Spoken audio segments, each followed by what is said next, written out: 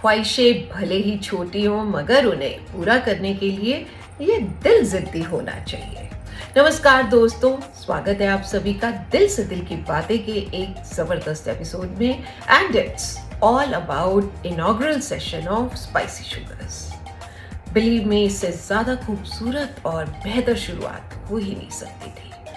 आपको एक बार फिर से बता दूं, स्पाइसी शुगर्स वो क्लब है जिसमें कि हम हर महीने सोसाइटी के अलग अलग मुद्दों पर चर्चा करते हैं और उसके लिए बुलाते हैं हम डिफरेंट फील्ड के एक्सपर्ट्स को।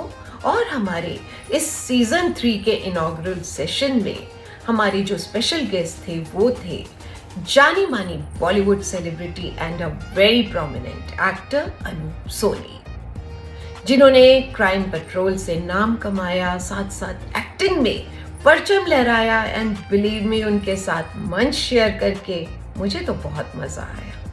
तो शुरू हुआ सवालों जवाबों का जबरदस्त सिलसिला। बॉलीवुड एक्टिंग, फिटनेस से लेकर यंग जनरेशन को सही सलाह के साथ साथ male female equality, competition and rat race in every profession, specially in Bollywood, इन सभी बातों पर जबरदस्त चर्चा हुई।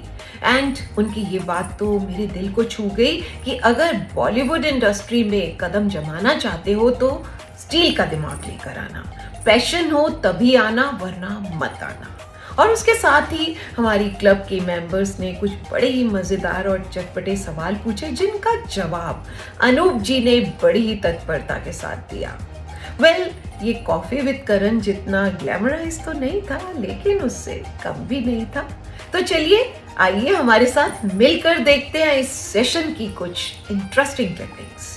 तो बस शुरुआत हुई सीजन 3 के इनॉग्रेशन से, जिसमें अनूप सोनी ने 6 लकी ड्रॉज निकाले और जिन लेडीज का नाम निकला उन 6 लकी लेडीज ने अनूप जी के साथ मिलकर सीजन 3 का शुभारंभ किया और उसके साथ शुरू हुआ बातों का सिलसिला very brilliant actor Anup Soni के साथ। अनूप जी, सबसे पहले तो आपको मैं बताना चाहूंगी कि जैसे ही हमने बताया अपने क्लब में कि आप आने वाले हैं तो बहुत अच्छा रिस्पांस मिला हमें। सबने बोला सुपर, वाओ, मजा आ जाएगा वगैरह वगैरह। लेकिन जब आपकी वीडियो बाइट आई ना तो उसने हल्ले कर दिए। सिर्फ मेंबर्स हमारी नहीं, बाहर की हमारी सिटी की लेडीज वो भी मुझे मैसेज कर रहे कि wow, how cool he is, look at his physique, his voice is too good. I mean, क्या बात है। आप तो सारी लेडीज फैन है आपकी। क्या कैसा लगता है आपको? First of all good evening to everyone. आप पहले तो पूनम जी का बहुत बहुत शुक्रिया अदा जो मुझे यहाँ बुलाया। और जैसा इन्होंने भी एक्सप्लेन किया कि मैं शायद उस इंटरव्यू में पास हो गया जिसकी वजह से मैं यहाँ आ पाया। जब मेरा नाम लिया गया और आप सबने एक्सेप्टेंस भरी, अगर आप शायद अग्री नहीं करते तो मुझे यहाँ नहीं बुलाते। तो thank you for that, thank you for saying yes for my name. सुना तो होगा ही, सारी खुदाई एक तरफ, जोरू का भाई एक तरफ। आप अपने ससुराल वाले शहर में आए हो और इतनी खूबसूरत सालियों के बीच आके कुछ नर्वसनेस, कुछ डर लगा आपको? ये लग रहा है अभी भी? नहीं, आपने शुरुआत में बहुत ऐसा सवाल पूछा, सच में नर्वस हूँ मैं बहुत ज़्यादा। क्योंकि लेकिन खुश भी हूँ इस बात से कि मुझे इस बात का ओहदा मिला कि मैं इन सबके सामने बैठ सकूं। तो thank you so much. But yes, थोड़ी नर्वसनेस तो है, इस बात को मैं छुपाऊंगा नहीं। आपका जो बैकग्राउंड था वो फिल्मी नहीं रहा, बॉलीवुड से नहीं रहा, तो उस वजह से आपको कुछ प्रॉब्लम्स आई क्या इस इंडस्ट्री में? आज तो फिर भी चीज़ें थोड़ी सी इजी हैं बिकॉज एक्सपोजर बहुत ज़्यादा है, लोगों को नॉलेज बहुत ज़्यादा है। Because of the social media या आप कह लीजिए इंटरनेट की वजह से बहुत ज़्यादा लोगों को इस बात की नॉलेज है कि कैसे जिस वक्त मैं आया था हमें ये नहीं पता था कि एज एन एक्टर हम किसके पास जाएं, कैसे काम होता है। और अगर मैं ऐसे कहूँ तो मेरे कहते हैं ना कि मेरे खानदान में कोई एक्टर नहीं है, लेकिन मेरे खानदान के कनेक्शन में अगर दूर दूर तक भी देखा जाए तो कोई एक्टर नहीं रहा। सो मेरे लिए तो ये सवाल था कि शुरुआत कैसे करें इसकी। एक टाइम पर क्राइम पेट्रोल जो था वो नंबर 1 रेटिंग भी रही एंड उसके साथ साथ में एक तरह से क्राइम पेट्रोल और अनूप सोनी एक दूसरे को कॉम्प्लीमेंट करते आए। पूरा time, but being an anchor of any program और जैसे क्राइम पेट्रोल के आप होस्ट रहे, तो ये कहीं आपके अंदर के एक्टर को सेटिस्फाई कर पाता था बीइंग अ होस्ट, या ये दिल मांगे मोर या कुछ ऐसी फीलिंग होती थी आपके अंदर? आई थिंक क्राइम पेट्रोल ना मैंने कभी सोचा था और ना कभी क्राइम पेट्रोल के फिल्म मेकर्स ने, क्योंकि उससे पहले क्राइम पेट्रोल से पहले मैं एक शो कर रहा था बालिका वधू, जो अपने आप में उस वक्त जिसको लोग टेलीविजन में बोलते थे कि गेम चेंजर है, सनली जो है अचानक एक गेम चेंज हो गई पूरे प्रोफेशन में। टेलीविजन जो एक अलग तरह से साथ हो के ड्रामे बना रहा था और अचानक उसके बीच में बालिका वधू जैसा एक शो आया। लेकिन उससे पहले मैं कुछ और काम कर रहा था, लेकिन क्राइम पेट्रोल आई थिंक जब आया तो शायद क्या कनेक्ट ऑडियंस के साथ उसका रहा, वो रिलेटेबिलिटी इस बात की थी कि शायद लोगों की आम जिंदगी से जुड़े हुए, उन्होंने कहा कि फिर वो मुझे मौका ही नहीं मिला ये सोचने का कि 8 साल हो गए, और मुझे लगा कि इनफैक्ट मैंने बालिका वधू बीच में छोड़ दिया 4-5 साल करने के बाद, बिकॉज मुझे मेरे लिए बहुत हेक्टिक हो रहा था दोनों को साथ करना, बिकॉज दोनों बहुत पॉपुलर शोज थे और दोनों की टाइम कंस्ट्रेंट और रिक्वायरमेंट बहुत ज़्यादा थी कि मैं दोनों को मैनेज नहीं कर पा रहा था। बट फिर क्राइम पेट्रोल पे फोकस किया मैंने। बट जैसा आपका जो सवाल है, यस वो बिल्कुल एक आपने बड़े ही प्रोफेशनल जर्नलिस्ट की तरह से वो सवाल पूछा है। मैंने क्राइम पेट्रोल को भी कभी ऐसे नहीं देखा कि मैं एंकर कर रहा हूँ। मैंने एक कॉन्सेप्ट को समझा, मैंने ये जानने की कोशिश की कि ये शो क्या है और हम क्यों ऑडियंस के लिए बना रहे हैं और मेरा रोल क्या है इसमें। तो मैंने उसको भी एक कैरेक्टर की तरह से ही अप्रोच किया। तो मेरे लिए वो एक्टिंग ही थी, not that I was acting, but in the sense that what is the need of, जैसे हम कोई रोल प्ले करते हैं तो हम उस कैरेक्टर को देखते हैं कि यहाँ मैं बाप भाई क्या बना हूँ, तो उस रोल की रिक्वायरमेंट क्या है, तो यहाँ मेरे एंकर की रिक्वायरमेंट क्या है, मैंने उसे वैसे अप्रोच किया। आदरणीय अनूप जी, आदरणीय प्लीज मत बोलिए, लेकिन फिर एक तरफ आप कहेंगे खालियाँ हैं तो फिर। मेरा सवाल आपसे ये है, क्राइम पेट्रोल ने आपको अपने जीवन में ज़्यादा सतर्क बना दिया है या फिर ज़्यादा शक्की बना दिया है? दोनों एक्चुअली, आप सही कह रहे हैं। कुछ खुलासा करिए।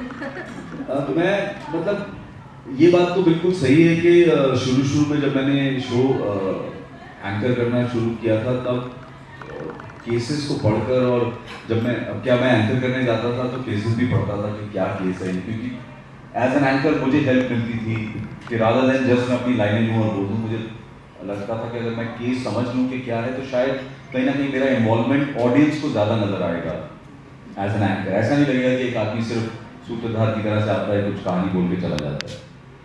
तो यस, शुरू में मुझे बहुत तकलीफ होती थी। उसका असर ये है कि 5 years बैक हम लोग एक नए घर में शिफ्ट हुए थे और मेरे घर में 8 कैमरास लगे हुए हैं एक्सेप्ट बेडरूम, बाकी सब जगह कैमरा लगे हुए हैं। इवन यहाँ तक कि बालकनी भी बाहर की तरफ फेसिंग करते हुए कि कोई अगर बालकनी से भी चल के आएगा तो उस वक्त मेरे से लोग मेरा दोस्त मेरे मजाक उड़ाते थे, कह रहे यार ये तो क्या कर रहे हो। मैंने कहा नहीं भाई, this is a professional security.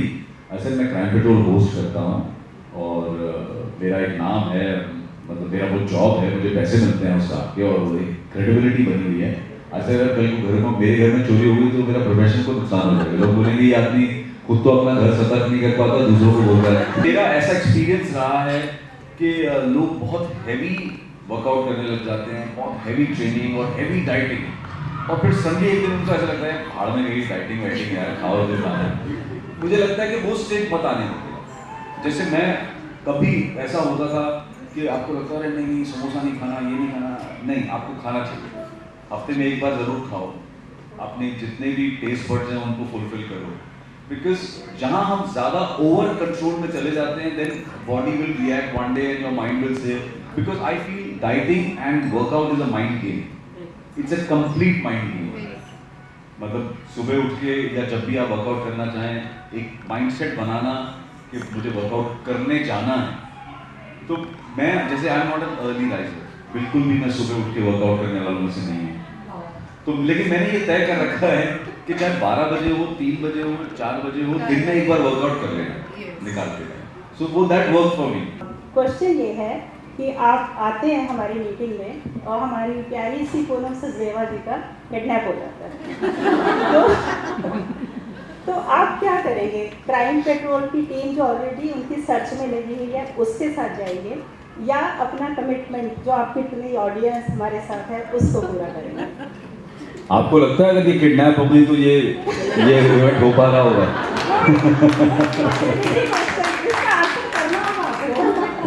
Question है वो, तो ईश्वर ना करे इतने खूबसूरत लगी ना तो कोई आंच भी आए। नहीं, मुझे ऐसा लगता है कि अगर आपने बड़ी हाइपोथेटिकल सिचुएशन है ये, लेकिन अगर आपको मान भी लिया जाए ऐसी सिचुएशन है तो फिर मेरा तरीका ये होगा कि हम सब मिल जो हैं इकट्ठे जाएंगे और इनको ढूंढने जाएंगे, ताकि हम भी अपना टाइम स्पेंड साथ में कर पाएंगे और इनको ढूंढने का काम भी हो जाएगा। आपका एक स्टेटमेंट था कि Indian men are not brought up well. ये आपने क्राइम पेट्रोल के एक एपिसोड में ये बात कही थी। आई थिंक थोड़ी सी कंट्रोवर्सी भी हुई थी इस बात को लेकर। आई रियली डोंट नो, कुछ ऐसा मैंने पढ़ा। बट कहीं ना कहीं we also feel the same कि यस, इंडियन मेंटालिटी में थोड़े से चेंज तो आने चाहिए। सो ऐसा क्या होना चाहिए कि एक पॉजिटिव और बेटर चेंज आ सके? नहीं, मुझे याद है ये जब मैंने कहा था तो बहुत लोगों ने इस पर एतराज़ किया था। मैंने कहा था कि व्हाई आई सेड दैट कि Indian men are not brought up well is that कि कहीं ना कहीं घर में हम छोटेपन में बच्चों को, लड़कों को स्पेशली, वो एटमॉस्फेयर ही नहीं देते हैं। शायद उनको ये इस बात की फीलिंग देते हैं अपने बेटों को बड़ा करते वक्त कि नहीं, तुम प्रिविलेज्ड हो, तुम्हारा अपर हैंड है और तुम ज़्यादा इंपॉर्टेंट हो। तो आई थिंक वो माइंडसेट शायद बचपन में ही कल्टिवेट कहीं ना कहीं दिमाग में हो जाता है और उसका असर हमें फिर बड़े होने पर दिखता है। अगर हम अपने घर में ही ये माहौल देंगे, इसमें कोई बहुत रॉकेट साइंस नहीं है ये कोई, कि अगर हम ये एक बात उनके दिमाग में बचपन से ही डाल दें कि women have to be treated equally, you know, चाहे घर में बहन हो तो एक बहुत बड़ा एग्जाम्पल उनके सामने रखा जा सकता है। लेकिन being a mother and being a father, both parents have to play an important role, कि वो बचपन से ही उनके दिमाग में डालें कि नहीं यार, टेकन फॉर ग्रांटेड लेना, और ये घर में माहौल कैसे बनता है। When an husband treats his wife well, the son is seeing that. If he is seeing something else, तो उसको लगता है कि यार ये हमारा हक है। तो कल को जब वो बड़ा होगा तो शायद वो भी इसी फीलिंग के साथ बड़ा होगा कि यार ये नॉर्मल है। To treat your wife like that और treat a woman like that is normal. तो उस माइंडसेट को चेंज करने के लिए मुझे लगता है कि ये काम घर पे ही बचपन से ही शुरुआत करनी पड़ेगी। ये आप 25 साल के बच्चे को या 20 साल के बच्चे को आप ये नहीं समझा सकते कि क्या ऐसे करना चाहिए औरतों के लिए। ये आपको बचपन से ही कल्टिवेट करना पड़ेगा। इक्वालिटी का मतलब ये नहीं होता है कि मतलब अगर मुझसे कहा जाए कि भाई if the daughter says that कि भाई मुझे तो आप लोगों ने कहा है कि 11 बजे घर वापस आ जाना, लेकिन you know the son is allowed to roam around till 1 o'clock in the night also. तो ये डिफरेंशिएशन क्यों है? लेकिन वहाँ पे एक प्रैक्टिकल सोच भी बहुत ज़रूरी है। वहाँ पे अगर हम इस बात पे अड़ जाएं कि नहीं मुझे भी रात को 2 बजे तक घूमना है, तो वो ऐसा नहीं है। मैं कहता हूँ उसके अंदर भी आपको एक ये है कि we all understand that you know women need little more safety. So मैं अगर मैं ये कहता हूँ अपनी बेटी को कि भाई आप 2 बजे तक घूमो, लेकिन हाँ किसके साथ हो, there has to be somebody with you who can take care of you. I should also know कि कहाँ जा रहे हो, क्या कर रहे हो। तो there has to be a restriction, not that कि आप अपने बेटे से ये नहीं पूछेंगे कि आप रात को 2 बजे कहाँ हो या कहाँ नहीं हो। वो तो मुझे लगता है कि वो that is necessary for both the sexes, के भाई आप एक सिक्योरिटी के लेवल पर जानना बहुत ज़रूरी होता है पेरेंट्स को कि बच्चे कहाँ हैं। But yes there has to be a practicality. और विमेन आर, आज कौन सा प्रोफेशन है जहाँ पे औरतें नहीं हैं जी, तो वो कॉन्सेप्ट तो खत्म हो चुका है कि ये काम सिर्फ आदमी कर सकते हैं और ये काम सिर्फ औरतें कर सकती हैं। वो मुझे लगता है कंप्लीटली वैनिश हो चुका है। और वो ऐसा नहीं है कि सिर्फ बड़े शहरों में, मुझे लगता है छोटे शहरों में भी वो बदलाव बहुत मेजरली आ चुका है। हर प्रोफेशन में कंपटीशन है आजकल, मतलब किसी भी प्रोफेशन में चले जाएं, रैट रेस बढ़ चुकी है, उस वजह से स्ट्रेस लेवल भी बढ़ रहा है। सो आपके साथ भी इंडस्ट्री में नो डाउट कभी ना कभी आपने कभी ऐसा फील किया कि कोई आपके साथ का था, आपसे आगे निकल गया, कोई पीछे रह गया? इन चीज़ों ने आपको भी कभी डिस्टर्ब किया? बहुत ज़्यादा बहुत ऐसा ये कहना कि नहीं किया ये झूठ होगा। लेकिन जैसे आपने कहा ना कि हर प्रोफेशन में स्ट्रेस है। आज की डेट में तो मतलब कोई भी आप बिजनेस करो, लेकिन इस प्रोफेशन को मैं क्यों कहता हूँ कि ये स्ट्रेसफुल ज़्यादा है। और कई बार जब नए लड़के लड़कियाँ आके पूछते भी हैं कि हम एक्ट्रेस बनना चाहते हैं, हम परस्यू करना चाहते हैं अपना करियर इस फील्ड में, तो क्या आप गाइड करोगे? मैं हमेशा कहता हूँ कि भैया इस फील्ड में अगर आना है ना तो स्टील का दिमाग लेके आना, बॉडी चाहे स्टील की लाओ मत लाओ। तो ये एक बहुत वास्ट फील्ड है और यहाँ पे कोई नौकरी की तरह से नहीं होता है कि आज आप क्लर्क लगे हैं, फिर आप बड़े बाबू बनेंगे और फिर आप अफसर बन जाएंगे, या आप कल असिस्टेंट मैनेजर थे या और परसों आप मैनेजर बनेंगे, फिर जनरल मैनेजर बनेंगे। यहाँ पे हो सकता है कि जो लड़का आपके पीछे खड़ा होकर क्राउड में, भीड़ में खड़ा था, वो अब इतना बड़ा बन चुका है कि वो मतलब उस फिल्म का हीरो वो है और आप उसमें एक छोटा सा रोल कर रहे हैं। तो वो जो एक माइंडसेट होता है जैसा आपने कहा, तो यहाँ पे ये कोई जरूरी नहीं है कि कौन आपसे आगे पीछे निकल जाए, ये आप बिल्कुल तय नहीं कर सकते। सो इसलिए मुझे लगता है कि मैं भी उस दौर से गुजरा हूं जहां पे ऐसे बहुत सारे एक्टर्स थे जो मेरे बाद आए और बहुत ज्यादा सक्सेसफुल हो गए और मुझसे कहीं ज्यादा कमर्शियल सक्सेसफुल उन्होंने पाई। तो ये एक ऐसा फील्ड है जहां आपको ये प्रैक्टिकलिटी जो है ना रोज फेस करनी पड़ती है। अगर मैं बहुत क्रूड और बहुत हार्श एग्जांपल आपको दूं ना, अभी मैं यहां बैठा हूं और मान लीजिए यहां से मेरे से ज्यादा पॉपुलर एक्टर यहाँ इस दरवाजे से अंदर आ जाए तो आप सब लोग जो है यहां से उठ के वहां चले जाएंगे। But I have to face that, I have to accept that fact. मुझे वो रियलिटी को एक्सेप्ट करना पड़ेगा। If I don't accept that then I will not be able to continue in my profession. एक बहुत फेमस सेइंग है अंग्रेजी में, that there will always be a child with a bigger toy than yours. मतलब आपको लगता है कि मैंने अपने माँ बाप से जिद करके बड़ा खिलौना खरीद लिया, लेकिन कल जब बाहर जाओगे तो कोई और बच्चा होगा जिसके पास आपसे महंगा खिलौना होगा, फिर आप कहोगे मुझे वो भी चाहिए।